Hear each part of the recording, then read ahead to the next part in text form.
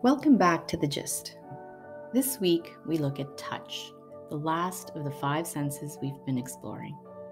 Some of our senses can be more easily impacted. We might lose our sight or hearing with age. We might get sick and not be able to smell or taste as well. But touch is the one sense that's very difficult to lose. Almost everyone can either touch or be touched throughout their lives. In his book, Coming to Our Senses, John Kabat-Zinn talks about the importance of touch in human development. It's well documented that babies and children benefit enormously from being cradled, caressed, and playing physically with caregivers or other children. When babies are nursed by their mothers and held close by loving adults, their brains and bodies develop well. Sadly, children who face neglect or isolation for prolonged periods without human interaction can suffer developmental setbacks. But John points out how touch is important throughout our lives. As adults, we continue to need and want physical affection.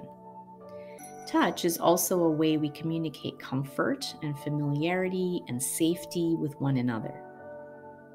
We generally only get physically close enough to those people or animals that we trust.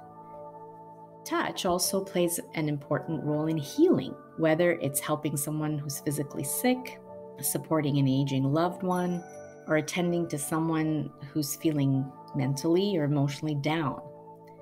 Touch can convey love and reassurance in ways that even sight and sound can't.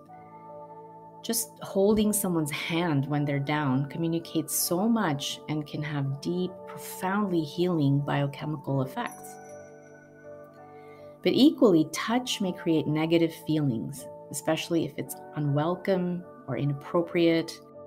It can cause physical pain if we're touched harshly or beaten, or cause emotional trauma if touch creates feelings of shame and anger, making us want to recoil or defend ourselves in some manner. So just as loving touch can have long-term benefits, being touched in unwanted ways, where our bodily sovereignty feels somehow violated, can be very damaging to our human psyche. So such is the power of this particular sense. Closely related to the sense of touch is also proprioception, which John explains as the sense of knowing where the body is spatially. So this means that at any given moment, most of us know where our nose, our hands, our feet are without touching those body parts or without those body parts actively touching anything else. So proprioception is so innate that we rarely think about it or acknowledge that it exists, but it plays a key function in operating in the world. Beyond external touch, John also talks about how our skin and our bodies are in constant interplay with our surroundings, how our bodies are always moving in air. But unlike swimming in water, we may be unaware of the air most of the time, but we're forever immersed in it and breathing it in and out. Our skin is also our largest organ, protecting us and providing us with an interface to textures and temperatures. We all know the feeling of a soft, warm blanket, a cold burst of fresh water, a breeze blowing over us on an autumn walk. Our most sensitive areas, which are usually our lips, our fingertips, and our feet, are constantly sending us information about whether things are safe to touch, too hot, too cold, too rough, too prickly.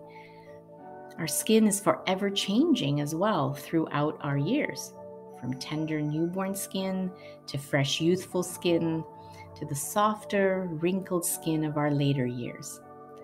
All beautiful in their own ways at each stage. So this week, let's take a little time out to notice how we touch and are touched by others, our family members, our pets, our plants, even all the inanimate objects we handle throughout the day. Is our touch automatic and thoughtless or intentional and mindful? Are we sensing all the many ways the air, fabrics and furniture surround us and interact with our bodies. The textures and temperatures of daily life that go so easily unnoticed. And perhaps we can take a little better care of our bodies, our skin, that works so hard for us throughout our lives. Wishing you a wonderful week ahead as you reflect on this powerful sense we call touch. And see you next week, where we bring all our senses together.